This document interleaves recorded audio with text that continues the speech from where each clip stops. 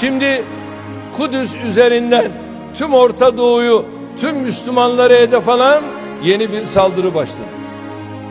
Bu konuda da ilk adımları çarşamba günü büyük ölçekte attık.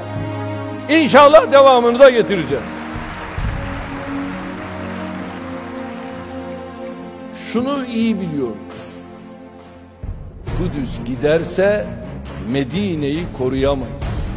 Medine giderse Mekke'yi koruyamayız. Mekke giderse Kabe'yi de kaybederiz. Unutmayınız, Kudüs demek İstanbul demektir, İslamabad demektir, Jakarta demektir, Medine demek Kahire demektir, Şam demek Bağdat demektir.